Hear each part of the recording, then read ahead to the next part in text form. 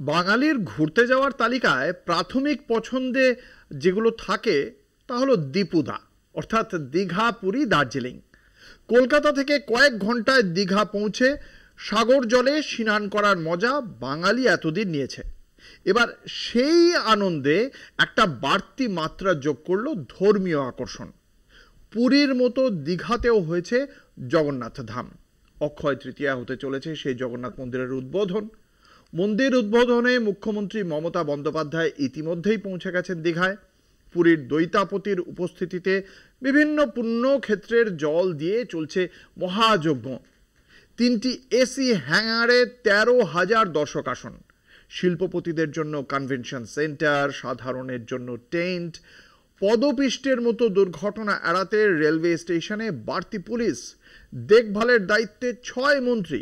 সব মিলিয়ে উদ্বোধন ঘিরে দীঘায় এখন সাজো সাজো রব। পশ্চিমবঙ্গে নয়া শ্রীক্ষেত্র দীঘা। অক্ষয় তৃতীয়ায় দীঘার জগন্নাথ মন্দিরের উদ্বোধন।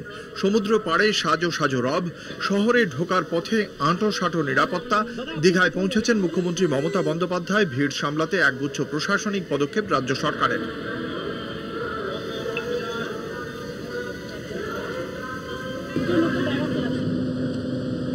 এখানে একটা তীর্থস্থান হলে পর্যটকদের আকৃষ্ট করে।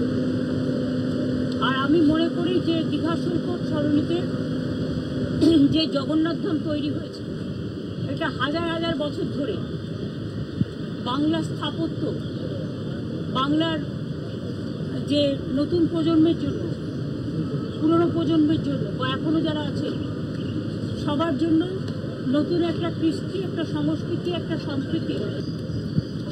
এটা উচ্চ শিখরে যাবে। এটা ইন্টারন্যাশনাল প্লেস অফ ট্যুরিজম হবে। রাজ্য সরকারের পক্ষ থেকে কাকে কি দায়িত্ব? জগন্নাথ মন্দিরের উদ্বোধনের প্রস্তুতির দায়িত্বে রাজ্যের মন্ত্রী অরূপ বিশ্বাস, স্নেহাশিস চক্রবর্তী, চন্দ্রিমা ভট্টাচার্য, সুজিত বসু, ইন্দ্রনীল সেন, পুলক রায়। রাজ্যের মন্ত্রী ফিরহাদ হাকিম কলকাতা থেকে আসার বিষয়টি দেখভালের দায়িত্বে। DG police, director security, chief secretary, রাজ্য সরকারের উচ্চপদস্থ কয়েকজন আধিকারিক 28 তারিখ থেকে দীঘায় দেখভালের দায়িত্বে থাকবেন। যে সমস্ত পুলিশ আধিকারিক ও পুলিশ কর্মচারী গঙ্গাসাগরের দায়িত্ব সামলেছেন তাদেরই দীঘায় রাখার নির্দেশ দেওয়া হয়েছে। মন্দির কর্তৃপক্ষ সূত্রে খবর, অক্ষয় তৃতীয়ার দিন জগন্নাথ মন্দিরের আনুষ্ঠানিক উদ্বোধন হলেও উপাচার শুরু হয়ে গিয়েছে কয়েকদিন আগে থেকেই। পুরীর মন্দিরের রাজেশ দৈতাপতির নেতৃত্বে শুরু হয়েছে শান্তিযজ্ঞ। রাজ্য সরকারের পক্ষ থেকে ব্যবস্থা। ভিড় এড়াতে ও সকলের কাছে উৎসবের ছবি পৌঁছে দিতে প্রতিটি জেলার ব্লকে ব্লকে এলইডি স্ক্রিন লাগানো হচ্ছে। দীঘায় 3টি এসি হ্যাঙ্গার তৈরি করা হয়েছে। যজ্ঞস্থলে অনুমতিপ্রাপ্তরা কেবলমাত্র যেতে পারবেন। জুতো, মোবাইল ও যে কোনো ধরনের চামড়ার দ্রব্য নিয়ে যাওয়া নিষেধ করা হয়েছে। জিনিসপত্র রাখার জন্য ক্লোকরুমের ব্যবস্থা।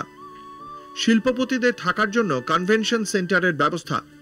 দীঘার রেল স্টেশনে পদপিষ্টের মতো ঘটনা এড়াতে প্রযুক্তিগত ব্যবস্থা। মন্দির সংলগ্ন এলাকায় থাকবে হেলথ ক্যাম্প, অ্যাম্বুলেন্স ও দমকল। 29 ও 30 এপ্রিল প্রবীণদের জন্য গ্রিন কারের ব্যবস্থা। ভিড়ে নজর রাখতে হাওড়ায় থাকবে ওয়াচ টাওয়ার ও সিসিটিভির নজরদারি। সব মিলিয়ে জগন্নাথ দেবের মন্দির উদ্বোধনের দিকে তাকিয়ে রাজ্যবাসী, অপেক্ষা মহেন্দ্রক্ষণের।